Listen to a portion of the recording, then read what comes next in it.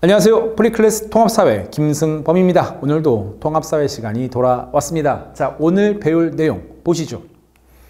자, 오늘 배울 내용 국제사회 갈등과 국제사회 행위 주체입니다. 여러분 교과서로 치면은 8의 2단원에 해당하는 내용이고요. 국제사회의 모습과 평화의 중요성이라는 그 대단원의 내용이 되겠거든요. 자, 오늘은요, 그 평화의 중요성은 다음 강의로 돌리기로 하고요. 오늘은 국제사회 전반적인 모습에 대해서 공부하도록 해보겠습니다. 자, 첫 번째 갈등이죠. 그렇죠? 그다음 두 번째는 국제사회 행위 주체. 굉장히 분량이 좀 많아요. 그리고 분량이 많다는 것은 그만큼 시험 문제 굉장히 자주 나오는 단원이 됩니다. 집중해서 들어주세요. 자, 첫 번째입니다. 국제사회 특징이죠. 총 3가지 일단 나왔는데요. 첫 번째, 자국 이익 우선 정책이다. 자, 그렇죠. 쉽게 얘기해서 모든 국가는 바로 국익을 추구한다. 그런 얘기입니다. 어느 정도냐면요, 굉장히 뻔뻔하게 와, 이래도 되나 싶을 정도로 모든 국가는요, 자국의 이익을 추구하고 있거든요. 그렇죠. 그러다 보니까 당연히 국가 간 갈등이 어떻게 된다? 심화될 수밖에 없다. 그 다음에 두 번째입니다. 힘의 논리가 지배한다. 자, 한번 쭉 읽어볼게요. 강대국과 약소국 간 충돌 시 강대국 논리의 주도를 당한다. 아, 이 소리는 결국에 뭐죠? 결국에 강한 나라와 약한 나라가 충돌하면은 그냥 무조건 강한 나라 논리대로 간다. 그런 의미가 되겠습니다. 즉, 강한 나라의 논리대로 간다는 소리는요, 결국에 약소국의 피해를 심화시킬 수밖에 없다. 옛날 고대 철학자 테라시마 쿠스라는 사람은 이런 얘기를 합니다. 정의란 강자의 이익이다. 결국에 이 저스티스, 정의는요, 정해진 게 없다는 겁니다. 그냥 강자의 이익이 곧 정의다. 강자의 이익이 정의라는 소리는 결국에 약자한테는 불이익이 되는 거죠. 맞습니다. 세상에 그 기원전 철학자가 했던 이야기가 지금도 적용이 되고 있습니다. 따라서 힘의 논리가 지배하고 있다. 어렵지 않죠? 그럼 세 번째, 중앙정부의 부재하고 나와 있습니다. 뭔가를 다스려주고 관리해주는 중앙정부가 부재 없다는 소리입니다. 자, 우리나라에서는요, 개인 간 어떤 다툼이 났을 때, 그렇죠? 개인 간의 다툼이 났을 때는 누가 오냐면 경찰이 출동을 하는 경우가 많죠. 그러니까 쉽게 얘기해서 몸싸움이 터졌을 때 누가 신고를 하면은 경찰이 출동해서 그 개인 간의 다툼을 말려주죠. 또는 조정해주고 중재해준다 이겁니다. 하지만 국가 간의 다툼이 터졌을 때는 그 국가를 또 관리하는 더 상위의 중앙정부가 없기 때문에 결국에 누가 하나가 쓰러지거나 없어질 때까지 싸우는 경우가 많다라는 거죠.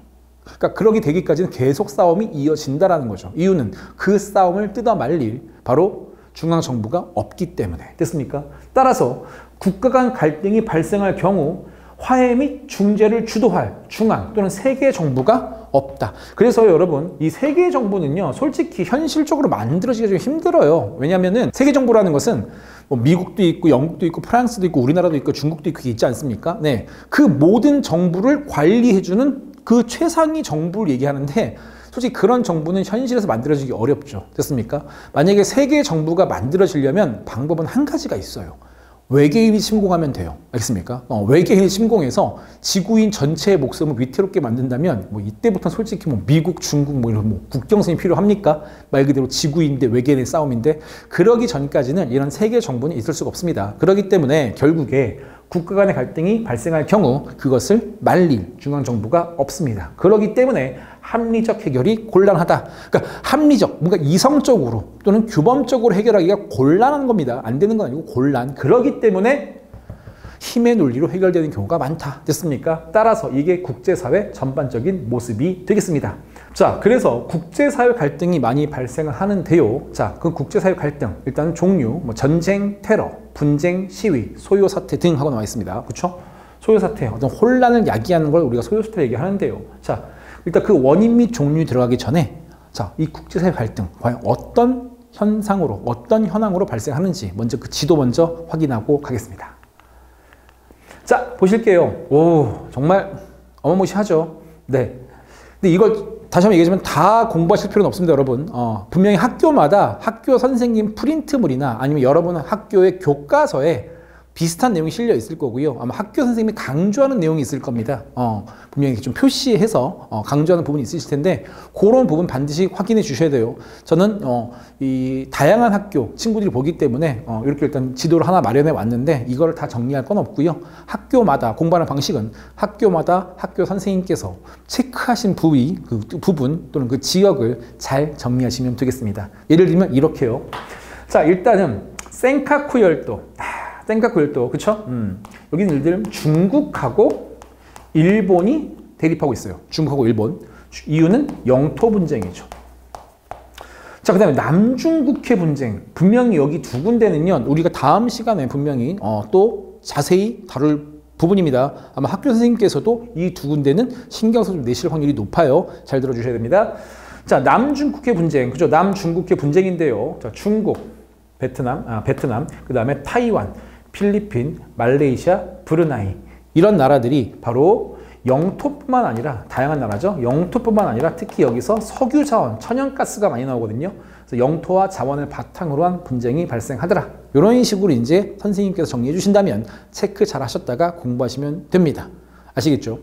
자, 그 다음에 뭐 티베트 독립운동이다. 그렇죠? 티베트. 중국에 있거든요. 티베트 쪽인데 우리는 중국 아니다. 우리는 티베트 쪽이다. 분리하고 싶다. 그래서 티베트 독립운동은 바로 민족, 중국 민족으로부터 독립하고 싶은 티베트 쪽의 어떤 바람이 되겠습니다. 그것 때문에 이제 갈등이 터지는 거죠.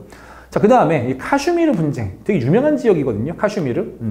인도하고 파키스탄. 일단 싸우게 된 가장 근본적인 이유는 영토 분쟁입니다. 영토. 그 다음에 두 번째가 종교예요. 인도는 힌두교, 주로 힌두교를 믿죠. 근데 파키스탄 주로 이슬람교를 믿습니다. 영토와 종교. 거기다가 또 역사적인 이유가 있어요. 우리하고 일본하고 사이 안 좋듯이. 알겠습니까? 이런 이유로서 분쟁이 발생합니다. 자, 그 다음에 팔레스타인. 또 유명한 지역 중에 하나죠. 그렇죠? 이스라엘과 팔레스타인. 싸우게 된 이유는요, 바로 인종, 특히 그 중에서도 종교 갈등이죠. 그렇죠. 이런 내용들. 그 다음에 지금 여기선 표시가 안 됐는데 아마 학교 교과서에서 좀 중요하게 다룰 부위가 있거든요. 부위 좀 이상한데 부분이 있거든요, 여러분. 네, 여기입니다. 보이십니까? 카스피의 분쟁입니다. 카스피의 분쟁. 대표적으로 이제 충돌되는 나라는요, 러시아, 투르크메니스탄, 카자흐스탄, 그다음에 아제르바이잔, 이란인데요. 싸우게 된 가장 큰 이유는요, 바로 석유 자원 때문에 그렇습니다. 자, 그럼 지금 딱 보시면은요, 그렇죠?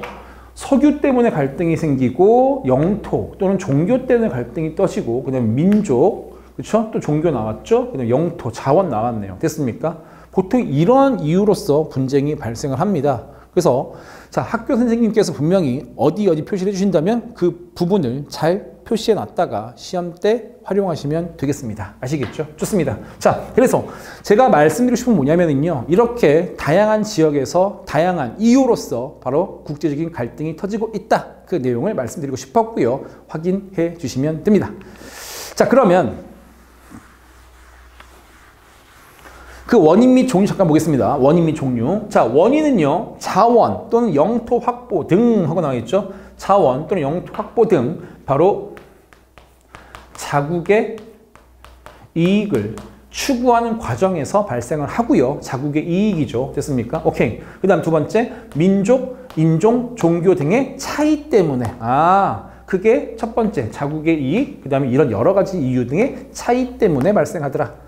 그래서 그 종류를 보시면은요, 영토 분쟁, 그 다음에 자원 분쟁, 종교 분쟁, 민족 분쟁, 이런 것들이 있죠. 됐습니까? 오케이. 자, 그래서 그 특징을 보시면은요, 국제사회 갈등은, 자, 여러 가지 원인, 한 가지 이유가 아니었죠. 아까도 보시면 알겠지만, 여러 가지 원인들이 복합적으로 작용해서 발생하는 경우가 다량이고요. 그 다음에 한 지역의 갈등은 지구촌 다른 지역까지 영향을 미칩니다. 됐습니까? 그래서 지구촌 전체 문제로 번질 가능성이 높다. 자, 핵심 포인트 두 군데 잡아드렸죠? 복합적인 원인으로 발생한다. 지구촌 전체의 문제가 될 수 있다. 예를 들면은 석유 자원 갖고 분쟁이 터지면 전 세계 유가가 급증해요. 유가가 급증하면은 여러분 부모님들 자동차에 들어가는 기름값이 올라가죠. 그렇죠? 그러니까 기름값에 대한 어떤 부담이 커지면서 여러분 용돈이 줄어든다는, 알겠습니까? 오, 정말 우리 삶에 직접적인 영향을 미치고 있네요. 자, 그래서 이렇게 복합적이고 전체 문제로 번질 가능성이 높은 이런 국제사회 갈등은 자, 한 국가의 노력만으로 해결할 수 없는 문제가 증가됩니다. 특징 중에 하나죠. 한 국가의 노력만으로 해결할 수 없는 문제가 증가되고 있다. 따라서 어떻게 해결하자? 국제 협력의 필요성이 증가되고 있죠. 당연하죠. 한 국가만의 문제로서 한 국가의 어떤 그 활동을 해결하기 어렵다면 결국에 협동이 필요하겠죠. 그래서 국제협력의 필요성이 증가된다. 자, 그래서 이런 국제사회 갈등의 가장 좋은 해결책을 보시면은요. 가장 좋은 해결책은 갈등 당사국 간 대화와 양보를 통한 평화적 해결. 와, 정말 가장 좋은 해결책이죠. 근데 이런 경우가 물론 간간히 있긴 있습니다. 근데 정말 드물죠. 그렇죠. 그러다 보니까 만약에 갈등 당사국 간 대화와 양보, 평화적 해결이 안 될 때는 결국에 국제협력을 통해서 자, 나왔습니다. 중요한 부위가 나왔죠. UN, 국제기구의 중재 등 바로 국제사회, 행위, 주체. 자, 다시 한번 국제사회 행위 주체들의 뭐가 필요하다? 노력이 필요하다. 다시 한번요. 무슨 사회? 국제사회 행위 주체들의 무슨 력? 노력. 됐죠? 오케이. 자, 다음 이야기는 무엇이겠습니까? 그렇죠? 당연히 국제사회 행위 주체들. 과연 무엇이 있고 또 어떤 특징을 갖고 있는가? 바로 거기가 그곳이 오늘 배우는 내용 중에서 가장 중요한 부분이 되겠습니다. 학교 시험 문제에서 당연히 가장 많이 나올 거고요. 아시겠죠? 자, 갑니다. 자, 일단은 국제사회 행위 주체 그 첫 번째입니다. 첫 번째, 국제사회 행위 주체 첫 번째 바로 국가입니다. 국가. 그렇죠? 자, 일단 국가의 의미 뭘까요? 영토와 국민을 바탕으로 주권을 행사하는 행위 주체 하고 나왔습니다. 그렇죠? 오케이. 자, 이 주권이 뭐냐면은요. 결정권입니다. 우리 국가가 어떻게 운영해야 되는 그 결정권이 바로 주권이죠. 우리가 이제 과거에 일본한테 나라를 뺏겼다 할 때 어떻게 뺏긴 거죠? 주권을 뺏겼다라고 배운 적 있죠, 여러분? 그렇죠? 결국에 결정권을 뺏긴 겁니다. 따라서 그 당시 조선에서 있었던 여러 가지 어떤 국제적인 문제라든가 여러 가지 해결들을요, 우리 스스로 해결하는 게 아니라 일본이 결정을 내려주는 게 바로 주권을 뺏긴 거죠. 그렇죠. 따라서 역으로 친다면 국가라는 것은 성립이 되려면 영토도 있어야 되고 국민도 있어야 되지만 저 영토와 국민을 어떻게 운영할 것인지에 대한 그 결정권, 즉 주권을 스스로 행사하는 거. 그게 바로 국가의 의미가 되겠습니다. 아시겠죠? 자, 특징을 보시면은요, 국제사회의 가장 기본적 행위 주체가 됩니다. 가장 기본적 행위 주체. 그 다음에 자국의 이익과 자국민 보호를 최우선 목표로 됐습니까? 바로 외교 활동을 하지요. 그렇죠? 그러니까 다른 나라에 나가 있는 또 우리나라 국민들을 보호하기 위해서 그 나라에서 우리나라 국민을 좀 어떻게 보호해 주세요. 이렇게 처리해 주세요라고 외교 활동을 주로 합니다. 그 다음에 이 주권이라는 것은 또 국가라는 것은 국민의 수, 영토 크기와 자, 선택이죠. 해서 독립적인 주권을 행사한다. 자, 관계없일까요? 관련하여일까요? 자, 정답은 관계없이. 그러니까 주권이라는 게 여러분, 그렇죠? 뭐 나라가 크다고 더 세지고, 뭐 나라가 작다고 더 약해지면 솔직히 되겠습니까? 그렇죠? 그러니까 예를 들면 뭐 등치 크다고 인권이 더 커지고, 뭐 등치가 작다고 인권이 작아지면 되겠습니까? 아니죠. 덩치와 상관없이, 체형과 상관없이 모든 사람은 소중하듯이 바로 이 국가의 주권이라는 것도 국민의 수, 영토 크기와 관계없이 행사할 수 있게 되는 겁니다. 아시겠죠? 좋습니다. 그 다음에 국제사회에서 법적 지위를 갖고 공식적 활동을 한다. 그래서 가장 기본적인 행위 주체가 되는 거고요. 그래서 주로 하는 활동이 정상회담, 국가 간 정상회담, 그 다음에 조약. 우리 사람 간에 맺는 약속을 그냥 약속이라 하고 하죠. 그렇죠? 근데 이 국가 간에 맺는 약속을 우리는 조약이라고 얘기합니다. 그 조약을 체결하거나 그 다음에 다른 나라와 친구, 바로 국교가 수립되는 거죠.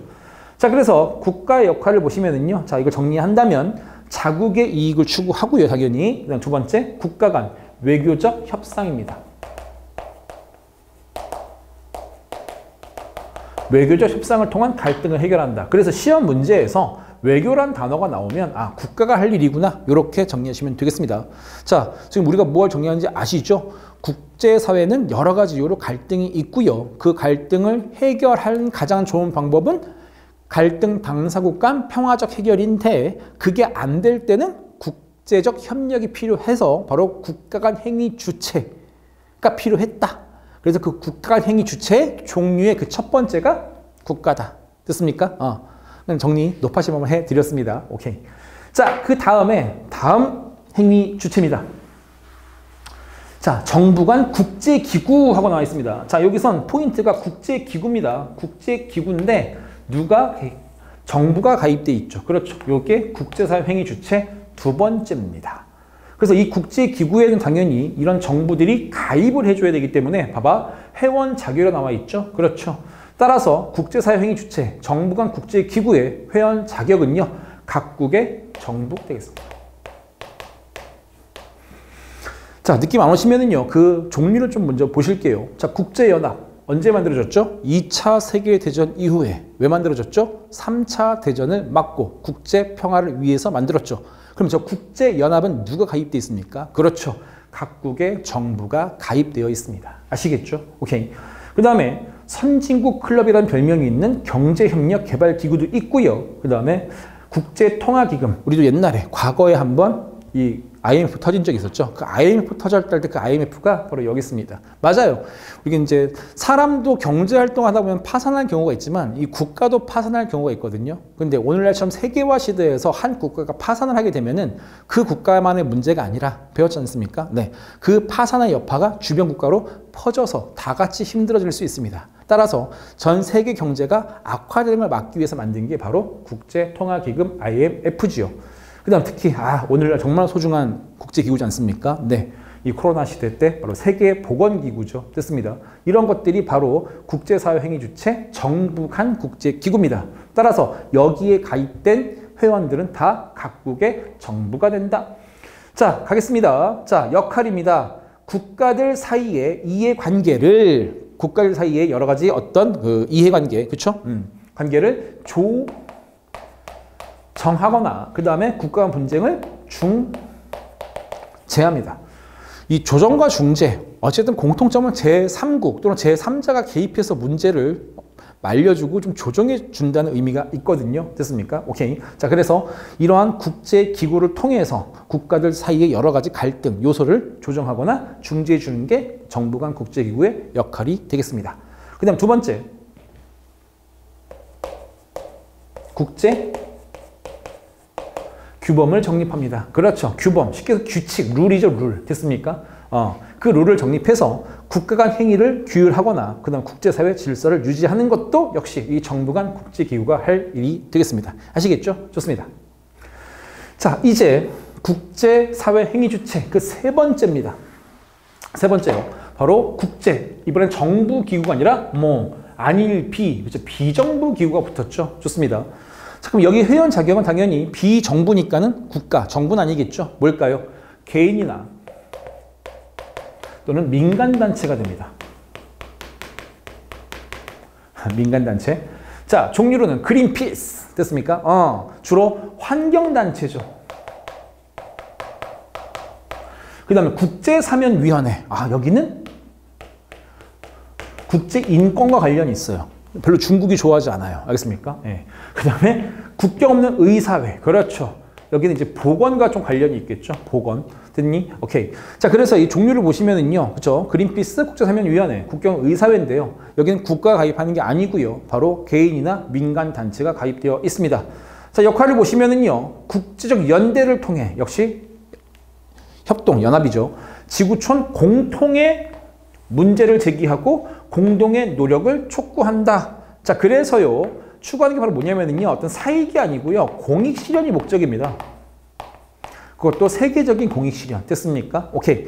자, 그 다음에 국제사회 환경보호와 인권보장, 보건 등 바로 인류의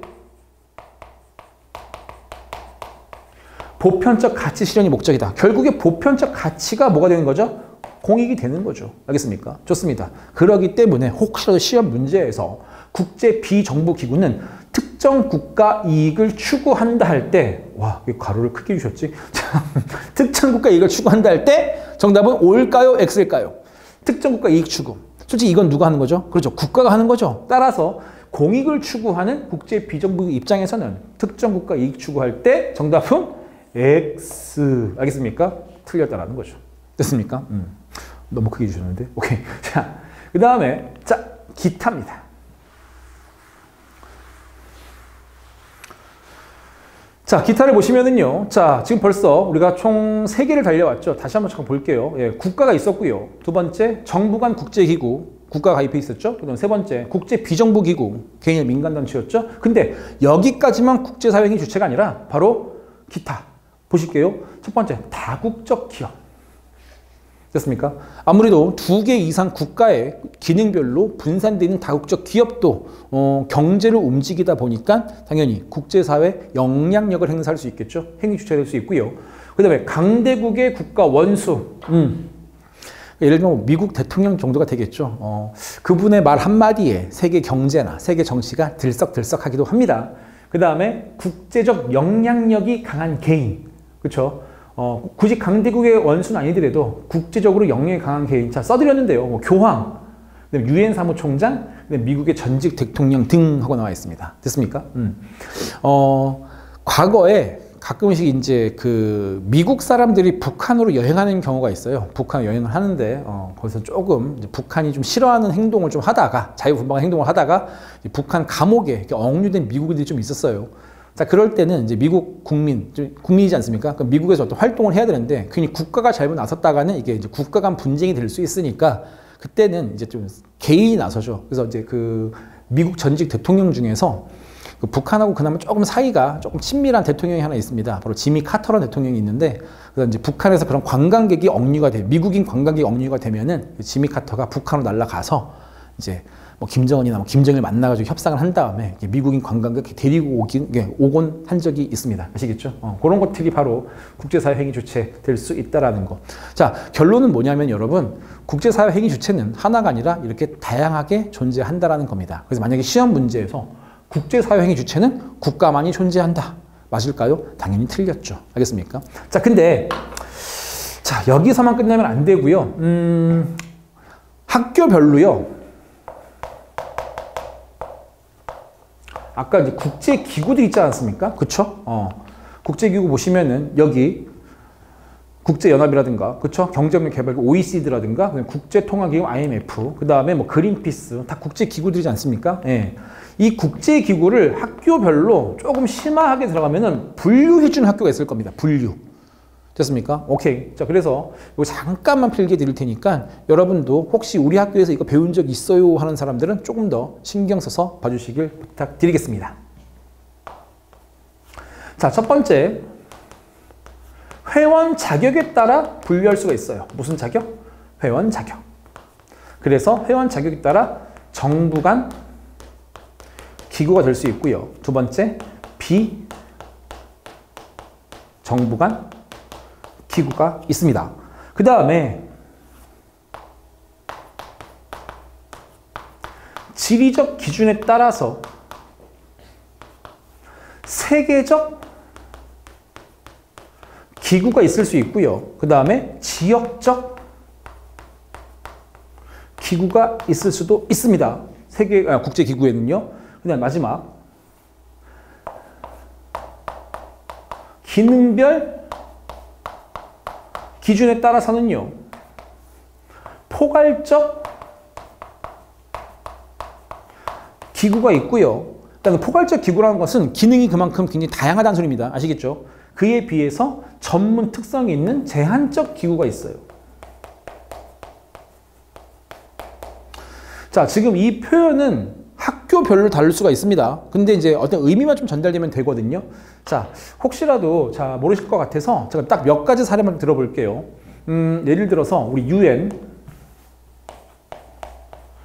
됐죠? 그 다음에 유럽연합 EU 유럽연합이죠. 됐습니까? 그 다음에 그래요. WHO 국제보건기구였죠. 오케이. 그 다음에 아까 그린피스. 자, 요 네 가지를 갖고요. 여기로 한번 분류 한번 해볼게요. 보실게요. 자, 일단 유엔부터 볼까요? 자, 유엔은 누가 가입돼 있죠? 자격으로 본다면? 그렇죠. 정부가 가입돼 있죠. 그래서 유엔은 여기 들어갑니다. 됐죠? 그 다음에 지리적 기준을 본다면 유엔은 어떤 특정 지역만 가입하는 게 아니라 전 세계 국가가 가입 대상에 들어가죠. 따라서 세계적 기구가 됩니다. 그 다음에 유엔의 기능은요, 여러분, 하나가 아닙니다. 정치, 경제, 사회, 문화, 역사 다 들어가요. 인권까지. 알겠습니까? 따라서 기능이 굉장히 종합적이고 다양하다. 그래서 포괄적 기구에 들어가죠. 됐습니까? 따라서 유엔을 본다면은 회원 자격으로는 정부 간 기구이자 세계적 기구이자 포괄적 기구이다. 이렇게 보시면 된다. 이겁니다. 그럼 이제 두 번째 EU, 유럽연합이죠. 우리나라 가입 못해죠. 그렇죠? 왜냐면 유럽연합이니까. 자, 그러면 유럽연합에는 누가 가입돼 있을까요? 바로 유럽 국가가 가입돼 있겠죠. 그럼 EU는 여기 들어갑니다. 그런데 EU는요, 유엔처럼 전 세계가 가입되는 건 아니고 바로 유럽 국가들만 가입할 수 있기 때문에 지리적 기준을 본다면 그렇죠. EU는 지역적 기구에 들어갑니다. 그 다음에 기능은 뭘까요? 바로 유럽에 있는 정치, 경제, 사회, 문화, 포괄적 기구에 들어가죠. 이런 식인 겁니다. 이게 됩니까? 두 개만 더 해볼게요. 자, 국제보건기구입니다. 아시겠죠? 역시 누가 가입되어 있나요? 정부가 가입되어 있죠. WHO. 그 다음에 어떤 정보가 가입되어 있습니까? 국제보건기구는? 그죠? 국제보건이니까 세계 전체가 가입될 수 있겠죠. 따라서 WHO는 지리적 기준을 본다면 세계적 기구에 들어갑니다. 근데 하는 업무는요, 정치, 경제, 사회, 문화가 아니라 바로 국제보건기구, 바로 보건, 우리 그 어떤 위생과 건강과 관련이 있죠. 따라서 기능이 제한, 전문화되어 있죠. WHO, 여기 들어갑니다. 자, 마지막으로 이제 그린피스 한 번만 더 연습해 볼게요. 자, 그린피스입니다. 그린피스는 회원 자격이 국가가 아니죠. 왜냐하면 국제 비정부 기구였기 때문에 개인과 민간 단체가 될 수 있습니다. 따라서 자, 회원 자격을 본다면 그린피스는 여기 들어가겠네요. 그 다음에 이 그린피스 환경단체는요, 당연히 전 세계 환경에 관심 있는 개인 또는 단체들은 다 가입할 수 있기 때문에 세계적 기구가 됩니다. 그린피스. 근데 주로 하는 일은 정치, 경제, 사회, 문화가 아니죠. 바로 환경을 보호하기 위해서 만든 비정부 기구이기 때문에 따라서 포괄적 기구가 아니라 제한적 기구가 됩니다. 자, 됐습니까?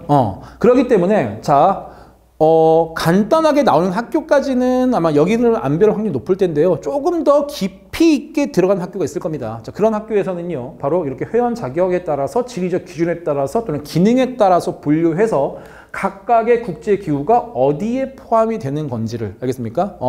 내는 문제가 출제될 수 있으니까는 꼭 정리 부탁드리겠습니다. 아시겠죠? 좋습니다.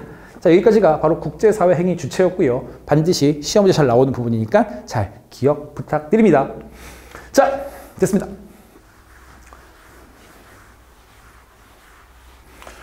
자, 오늘 공부한 내용은요, 다시 한번 말씀드리지만 그 8의 2단원입니다. 8의 2단원에서 바로 국제사회 모습과 그 다음에 평화의 중요성인데, 자, 평화의 중요성은 제가 다음 시간에 연결해서 해드리겠습니다. 오늘은 국제사회 모습을 공부했고요. 국제사회 갈등, 그 갈등을 해결할 때 당사자 간 해결이 가장 좋지만 안 될 경우에는 국제적 협력이 필요했고, 그런 협력에서 만든 여러 가지 국제기구들이 바로 국제 행위 주체라는 거 꼭 기억해 주시고, 거기서 나오는 여러 가지 기구의 종류와 특성 반드시 알길 부탁드리겠습니다. 자, 긴 시간 수고 많으셨고요. 오늘 수업은 여기까지 하겠습니다. 감사합니다.